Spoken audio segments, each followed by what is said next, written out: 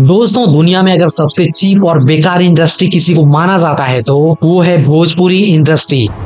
क्या बात कर रहे हैं? भले ही यहाँ के गाने 100 मिलियन, 200 मिलियन या 500 मिलियन जाते होंगे, इनको इज्जत कभी नहीं मिलता है। अब आप सोचते होंगे कि ऐसा क्यों होता है, तो ऐसा इन बेकार और चीप हरकत करने वाले स्टारों की वजह से। राम राम। रुक रुक, कुछ लगा है? हटाओ हाथ। अरे हाथ हटाओ। अरे यार हाथ हटाओ ना भैया। ठीक। नहीं, आप लोग बताओ, किसी दूसरी इंडस्ट्री की लड़की को बुलाकर इस तरह से हरकत खुलेआम स्टेज पर करना सही है? वो भी भोजपुरी के इतने बड़े स्टार के द्वारा। अगर आपको इतना ही चुल मच रहा था तो इससे अच्छा था कि आप डिम्पल सिंह को बुला लेते। मुझे क्यों तोड़ा?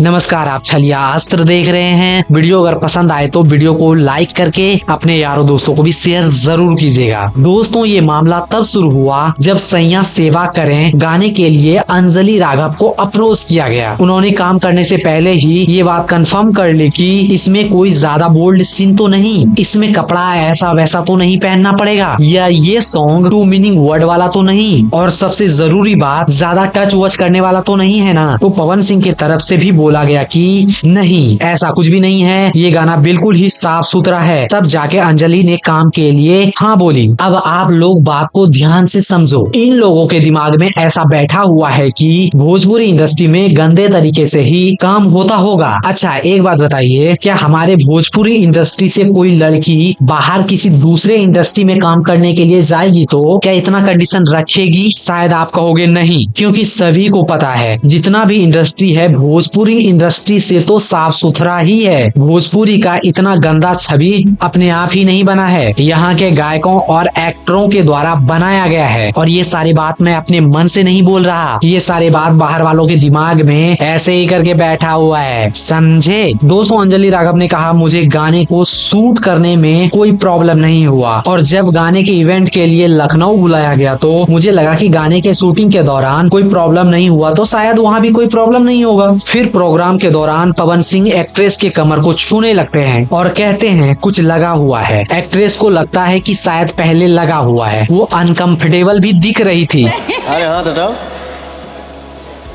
अरे यार हाथ। लेकिन वो उस वक्त हंसकर उस बात को जाने दी।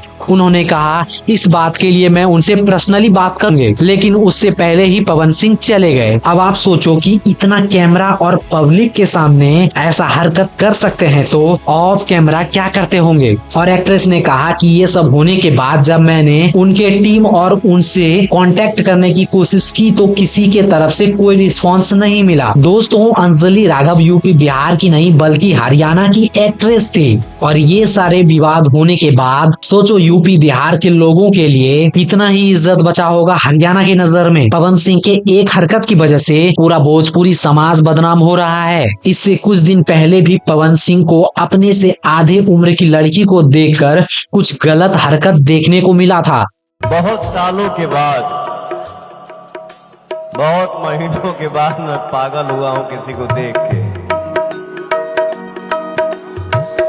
मैं खुद से बोलूं कि तुम लोग समझ जाओगे।